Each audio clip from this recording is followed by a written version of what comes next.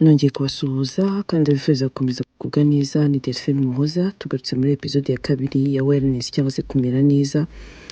Mu kiganiro cy'ubushize twagarutse kuri byinshi bitandukanye, tureba mu magambo makeya ese kumera neza ni gute. Ibintu byinshi twagiye turebera hamwe, dusanga ko umuntu agomba kumera neza mu bice bigiye bitandukanye by'umubiri, mu buryo bw'amarangamutima, mu buryo bw'imitekerereze, ku buryo bw'umubiri no mu buryo bwa ruhu.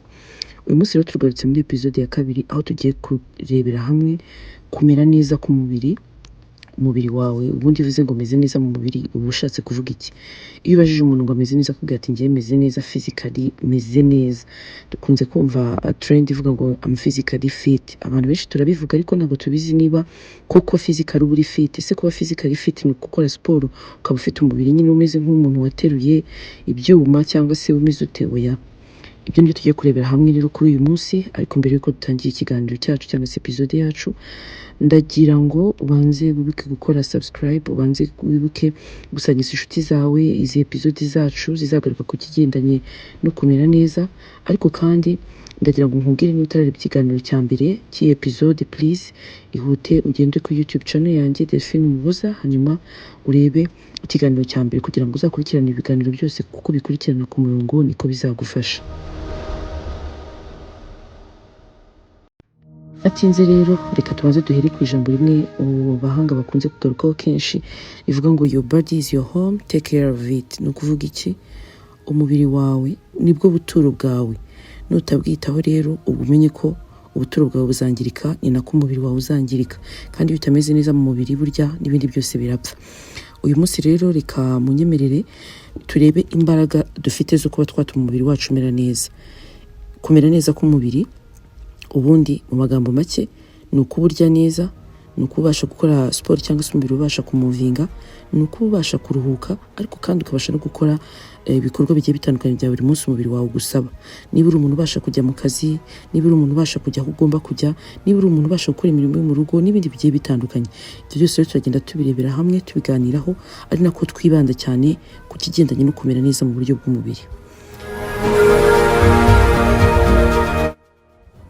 Tubanze twibaza ubundi kumera neza ni gute. Iyo tuvuze ngo I'm physically well, I'm physically fit, uba ushatse kuvuga iki? Ubundi ibanga rya mbere nk'uko nabivugaga mu kanya ni ikigendanye no kuba umubiri wawe wabasha gukora ibikorwa bya buri munsi umubiri ushobora gukenera gukora. Harimo kurya, harimo kuryama, harimo gukora imirimo yacu ya buri munsi, ndetse no kuba wabasha gukora siporo aho bishobotse. Umuhanga witwa Dr. Mark Hyman, uyu ni umuhanga mu bigendanye n'ubuvuzi, asobanura ko ibiryo ari wo muti ushobora gufasha umuntu gukira. Akongera kandi avuga ko kubasha kugendagenda kuva ahantu hamwe ukagera ahandi ari bwo buvuzi bwonyine bushobora kugukiza indwara nyinshi cyane z'umubiri. Dukunze kubivuga yuko akenshi iyo umuntu atava ahantu ariho yicaye byanze bikunze ararwara, ntamera neza, usibye no mu mubiri we n'imitekerereze yirangirika, nta nubwo abasha kubana neza n'abandi. Uzarebe iteka umuntu ukunda guhora yicaye ahantu hamwe, atajya ava ahantu hamwe, ntabwo aba ameze neza, biranga, ntabwo bikunda. Ibyo wabibaza wenda nk'abantu bafungiranye ahantu hamwe batajya basohoka wenda kubera uburwayi cyangwa ibindi. Ariko kandi uyu mugabo witwa Dr. Mark asobanura ko ibitotsi, gusinzira, kuruhuka aricyo kintu cyonyine cyagukiza. Mu cyongereza avuga ngo food is medicine, movement is therapy and sleep is recovery. Iryo rero niryo banga nshaka ko tugenderaho kugira ngo twige kumera neza mu buryo bw'umubiri icyo bisobanuye. Ikintu kikwereka rero ko umubiri umeze neza ubundi cya mbere ni ibitekerezo bizima. Icya kabiri ni ukubasha kuba wumva ufite imbaraga. Bana bya byo kuvuga ngo ndumva mfite ubunebwe, ndumva naniwe, sinashobora iki n'iki. Hanyuma icya gatatu kikaba kukuba ufite amarangamutima mazima. Abantu benshi ntabwo babizi ko burya amarangamutima yacu agengwa cyane no kuba umubiri wacu umeze neza. Iteka iyo utameze neza uzareba iyo urwaye, ntabwo uba umeze neza nyine. Uba umeze ukuntu burakaye, cyangwa ufite umushiha, cyangwa ubucecetse udashaka kuvuga.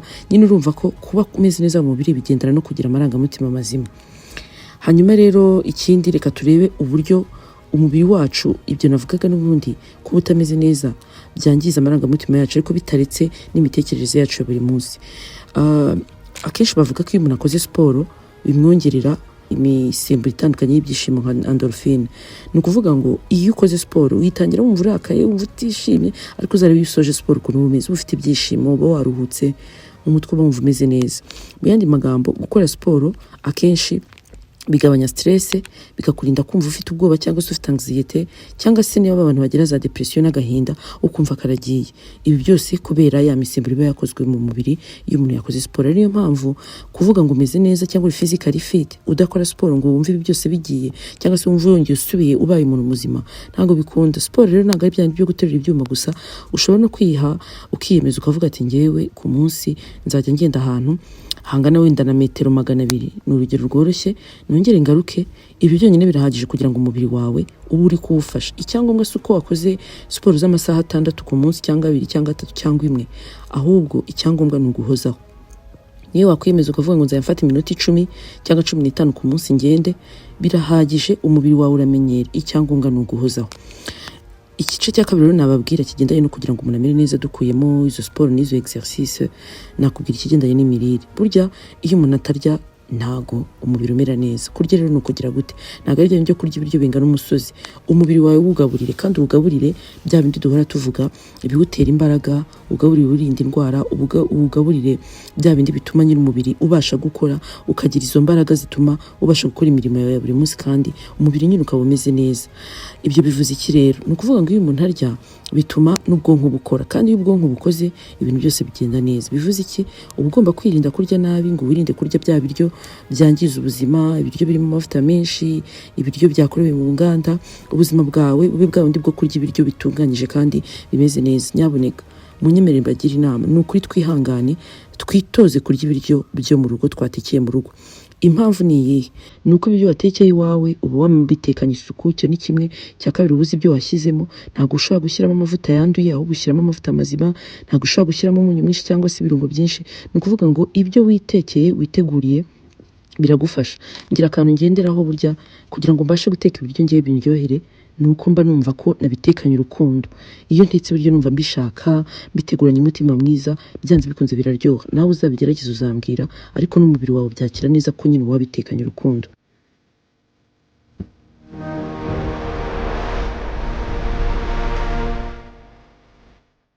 Hanyuma icya gatatu kigendanye no kugira ngo umubiri wacu umere neza nyuma ya siporo n'imirire myiza, ni ukuruhuka.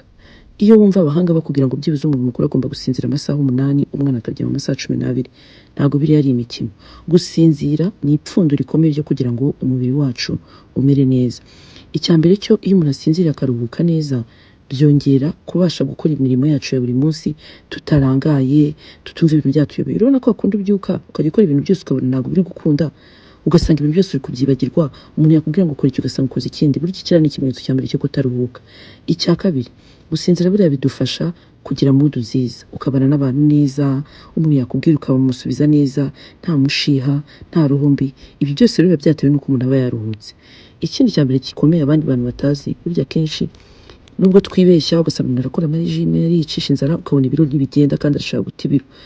Ibitotsi ni ibanga rikomeye ryo kugira ngo umubiri wawe ubashe kumanaginga ibiro byawe. Umenye ngo ibiro mfite ni ibingibi, ndashaka kugabanya ibiro. Niba ushaka guta ibiro ukaba utajya uryama, ni ukuri ntabwo bizagenda. Kuruhuka ni ingenzi mu buzima. Gerageza wihangane amasaha 8 ku munsi uyaryame. Nubwo nzi ko bikomeye kubera impamvu zigiye zitandukanye, akazi n'ibindi byinshi bitandukanye tubamo, ariko kuruhuka ni ingenzi. Hanyuma rero ndagira ngo dukomeze iki kiganiro cyacu turi kugaruka ku kumera neza mu buryo bw'umubiri, twibanda noneho ku kigendanye n'ibintu bishobora kudutuma kutamera neza mu buryo bw'umubiri, nubwo ibyo byose twabikora. Icya mbere, burya ushobora kubura umwanya. Nibyo, ushobora kubura umwanya wo guteka ibiryo byiza bimwe navugaga, ushobora kubura umwanya wo gukora izo siporo cyangwa kugendagenda, ariko buriya icya mbere kugira ngo ubashe kumera neza, shaka akanya niyo kaba gato, ariko ugashake, ugerageze kugira akantu runaka wikorera kagendanye no gufasha umubiri wawe kumera neza. Niba ari ukuruhuka, niba ari ukwiyitaho, n'ibindi bigiye bitandukanye, ariko ugerageze ushaka umwanya. Kubura umwanya rero bishobora kuba imwe mu mpamvu yatuma umubiri wawe utamera neza. Ikindi, ushobora kubura motivation cyangwa se ukabura ikintu kigutera courage kugira ngo ubikore. Ukabyuka, ndumva ntafite imbaraga zo kubyuka ngo ngende, ndumva ntafite imbaraga zo guteka, reka ndye utuntu turi aho ngaho, reka mekenye utuntu mbonyaho, reka nsabe banyoherereza kanaka. Ibyo bintu buriya ni ikosa rikomeye rituma umubiri wacu utamera neza mu buryo buri physique. Icyanyuma, kumva ushaka utuntu tundi twa hato na hato twa junk food.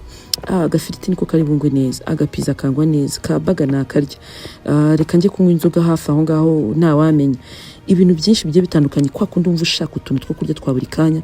ibyo bintu ni ikosa rikomeye, kuko biriya bintu bidushyira muri comfort zone, ukumva urashaka kuba mu buzima bumwe ntubashe kongera gushaka bwa buzima bugira neza umubiri wawe, ahubwo urashaka ubuzima bworoshye bwa hato na hato. Ni handi usanga umuntu avuga ngo ngo harya ngo sinubise Delphine kuvuga ngo tujye tujya mu masaha ya 8 ku munsi, ngo reka mbe ndyamye 2 ngo ubundi ndaza kuryama ayandi 2 mu gitondo, andi nzaryame gutyo ugasanga umuntu yaraye mu kabari cyangwa se yaraye ahantu mu birori runaka, noneho ugasanga yabuze na wa mwanya wo gusinzira. Ubwo birumvikana ko n'ikigendanye no gusinzira neza kigomba kwita kizamo kudasinzirira ku gihe. Gerageza wihe gahunda, uvuga uti njyewe nzajya mbyuka wenda saa 12 bitewe n'akazi, ariko saa 3 nzajya mba nageze mu buriri kugira ngo nubahirize amasaha 8 n'urugero. Ibyo byose rero burya ni ibintu byo kuzirikana, wirinde kwiha impamvu zo kuvuga ngo iki gihe ntabwo ngikora kubera ko ibi byose nubikurikiza bizagufasha, kandi wirinde kurenza urugero. Ntuvuge ngo niba barambwiye ngo njye nkora iminota 15 ku munsi, ngo reka iyo minota 15 nzayibyazamo umusaruro ngende nkora amasaha 2 muri gym rimwe mu cyumweru. Biriya ntacyo bimaze, birutwa no gukora iminota mike ku munsi kuruta kumara amasaha menshi uri muri siporo.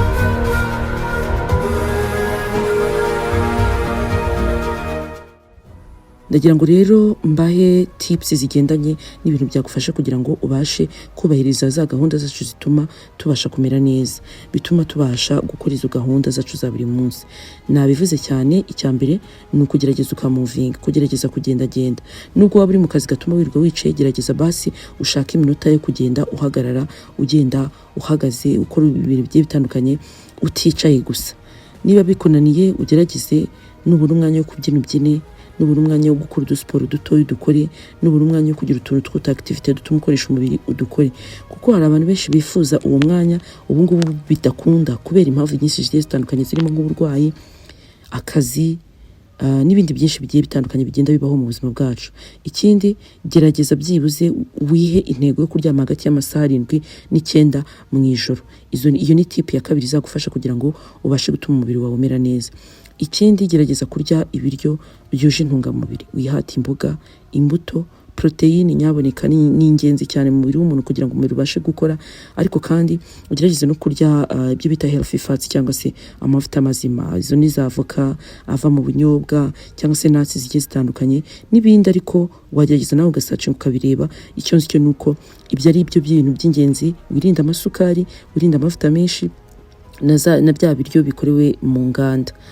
Ikindi, gerageza wihate ibyo kunywa, kandi ibyo kunywa ndi kuvuga ahangaha ni amazi. Abahanga bo bavuga ko umuntu mukuru byibuze agomba kunywa litiro 2 ku munsi. Birashoboka ko akanya bitagukunda, ariko ushobora gutangira ikirahure kimwe mu gitondo, ikindi saa 6, ikindi nimugoroba, ikindi mbere yo kuryama. Ni ukuri rwose ibyo bizagufasha. Icyanyuma nagarukaho cyane cy'ingenzi ni ikigendanye no kumva umubiri wawe. Umubiri wawe uri kugusaba iki? Burya umubiri akenshi uratuvugisha ariko ntabwo twumva. Hari ubwo uba wumva wenda nk'umugongo ukuriye, gerageza uhaguruke ukore twa stretching, wigorore, umuvinge, wumve ko umugongo hari ukuntu nyine ubashije kumera neza. Niba ukuboko gushaka wumva ko kujemo ibinya, gerageza use nk'ukugorora, ukoresha utuntu tw'utu exercice. Niba umubiri wawe uri kukubwira ngo iki kintu ntabwo kimeze neza, umutwe urakuriye, tekereza harya miruka kunywa amazi ryari. Hari impamvu ibimenyetso bye bitandukanye umubiri wacu twereka, ni ibimenyetso bitwereka yuko umubiri uba ukeneye yuko tuwufasha, kandi nabyo ni ingenzi. Ikindi ndagira ngo tukiri kuri tips, nkubwire ibindi bintu wenda ushobora kwifashisha kugira ngo umubiri wawe ugufashe kumera neza. Harimo nko kuba wategura indyo yawe hakiri kare. Niba ufite schedule igoye ukavuga ati njye ntabwo ngira umwanya wo guteka, ariko nshobora gutegura bimwe wenda nko ku cyumweru, nkabitegura nkabipanga, nkavuga ngo kuwa mbere nzarya iki, kuwa kabiri nzarya iki, kuwa gatatu kugeza kuwa gatanu, kuwa gatandatu. Noneho bityo ukabuzi ngo ntabwo ndi bugire stress yo kumenya icyo ngiye gutegura. Niba ari byo nzanategura mbere nkabibika, nkazaza njya mbikoresha bitantwaye umwanya, ibyo ni byiza cyane. Ikindi, hari za application nyinshi zisigaye ziri muri telefone yacu zidufasha kumenya steps twakoze. Ubundi abahanga bavuga ko kugira ngo umubiri ube umeze neza bisaba ko umuntu akora steps 10,000 ku munsi. Niba ufite telefone yawe ya smartphone, gerageza ushyiremo za application zigufasha kubara steps wagenza ku munsi. Uko ugenda uyifite, umubiri ugenda ubara. Nubona uje steps 10,000 buryo uzamenye ko wakoze icy'ingenzi, umubiri wawe uzabigushimira. Ikindi, irinde telefone mbere yo kuryama. Nyaboneka ndabyumva, hari abantu benshi bakunda telefone, ndetse nanjye ndimo wenda, ariko icy'ingenzi ni ukumenya amasaha yayo. Niba uzi ko ugiye kuryama rwose kumara umwanya iminota 30 isaha amasaha 2 3 4 uri kuri telefone nta kintu kimwe bikumariye. Icyambere cyo birakwangiriza amaso, cya kabiri gushyira muri routine umubiri wawe utazigera ubasha kugukuramo. Ariko hari n'ikindi kintu kikosa rikomeye, abantu bakunda ibyumba byijimye ugasanga ahantu umuntu ari ntihaka ntiyagize gute, biriya nabyo byica umubiri cyane, ariko abantu benshi ntibabizi, wakongeraho telefone bikaba ibindi.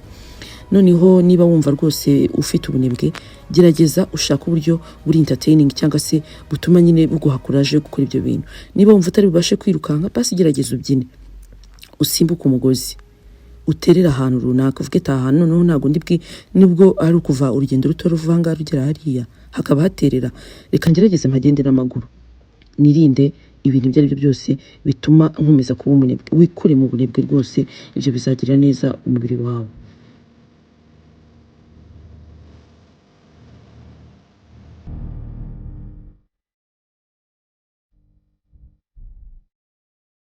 Ndagira ngo usoreze rero ku gastori gatoya gashobora kugufasha no gutekereza no gutuma nawe ubwawe ugira gahunda mu buzima bwawe, bikaba byatuma ubasha kugira imbaraga zo gukoresha umubiri wawe kandi bigatuma umubiri wawe umera neza. Abenshi wenda iyo story murayizi, story y'akanyamasyo n'urukwavu, aho usanga abantu benshi wenda babifata nk'ibintu bisanzwe bakumva ni ibintu bisekeje. Akanyamasyo n'urukwavu ngo byagiye gusiganwa, urukwavu ngo ruraseka cyane ruravuga ati ariko se ubu muransiganishwa n'aka kantu kuko iki si igitutsi. Rutangira kwicara aho ngaho, rutangira kwirira ibyatsi aho ngaho n'ibindi, mu gihe akanyamasyo kari kugenda gake gake, ngo hasigaye amasegonda make cyane ngo akanyamasyo kagereyo, urukwavu rurirukanka, ariko mu kwirukanka rwasanze akanyamasyo kamaze kugera umurongo wa nyuma aho byari biteganyijwe, nuko urukwavu rutsindwa gutyo. Ibyo bishatse kuvuga iki? Iminota 5 cyangwa 10 wamara wiyitaho, wamara uteka ibiryo byiza, wamara ugenda ukoza akantu k'akaboko gato kavana hamwe ukagera ahandi, burya bifite umumaro munini kuruta wa muntu uzajya muri siporo rimwe mu kwezi cyangwa se rimwe mu mwaka, ubu uzaba waramaze kugera kure cyane kumurusha. Bityo rero bivuze iki? Guhozaho nibyo bitanga imbaraga mu mubiri wacu kurusha gukora ikintu rimwe bikaba birangiye. Nyaboneka niba nawe wenda wajyaga wumva ari ibintu byoroshye, ukumva ibintu byose uravuga ngo nzabikora ejo, ndumva bitandimo, ndagira ngo umenyeshe ko yari wo mwanya wawe. Akantu gato wakora uyu munsi gashobora kugira impinduka ikomeye ku buzima bwawe. Nkuko bimenyereye rero muri izi podcast burya dusoza dufite challenge, ndagira ngo rero nguhe challenge y'uko wafata iminsi 7 ukajya ugenda ahantu iminota 10, hanyuma ukazambwira nyuma y'icyumweru ese hari icyo byahinduye ku buzima bwawe. Iyiteho nkuko rero Jim Rohn yabivuze, take care of your body, it's the only place you have to live. Umubiri wacu nibwo buturo bwonyine dufite, nta kindi. Umubiri wawe nutawitaho uzapfa, kandi kuwitaho burya ntabwo bigusaba ibintu byinshi. Tangira uyu munsi, nyuma y'icyumweru kimwe, ibyumweru 2, nyuma y'umwaka uzabona impinduka. Ndagushimira rero wowe wabanye nanjye, nkwibutsa gusangiza iki kiganiro inshuti zawe kugira ngo nabo bazakomeze bumva byinshi bigiye bitandukanye. Ubutaha rero muri episode ikurikira tuzagaruka ku kigendanye n'amarangamutima. Ni gute umuntu yamera neza mu buryo bw'amarangamutima? Nabyitaho gute? Ni gute nareka kugira umujinya, nareka kugira umushiha? Ese n'ibiki bibintera? Ese n'ibiki bituma numva ntahora ntekanye, nkajya numva ntago nzi uko meze, ndarizwa n'ubusa, ndashaka ibyishimo birenze urugero n'ibindi nk'ibyo ngibyo. Ndagushimiye cyane rero, reka tuzasubira ubutaha.